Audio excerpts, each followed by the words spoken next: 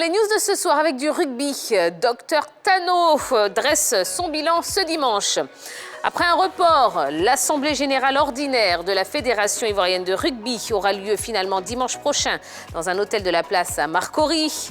Une assise au cours de laquelle le président en exercice, Tano Elvis Marcel, dressera le bilan financier et moral de la saison 2020-2021. Aussi profitera-t-il de cette lucarne pour définir ses priorités pour l'exercice 2021-2022. On poursuit avec du basket. NBA, LeBron James sauve encore les Lakers. Puis en football, d'abord, cette information, Gbe Vigori change de club en Finlande. En Finlande depuis février 2021, précisément à Ilves, club de première division. Gbe Vigori Jean Jaurès vient de déposer ses valises au sein d'une autre formation finlandaise. Il s'agit du FC AK.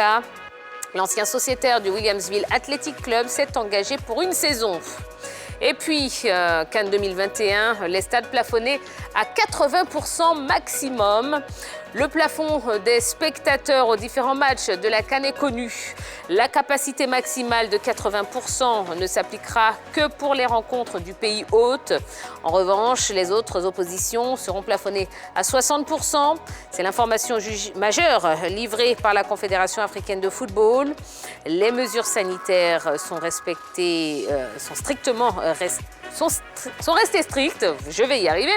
Les spectateurs doivent, en plus d'un pass vaccinal, présenter un test négatif pour assister au match. Et puis on termine avec la Gambie qui est décimée par la Covid. La Gambie tire sur la sonnette d'alarme à une semaine de son premier match contre la Mauritanie.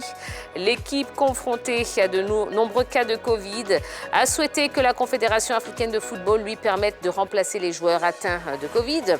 Si on ignore l'ampleur de la situation, le technicien Tom Saintfiet, lui, évoque 16 athlètes sur les 28 convoqués.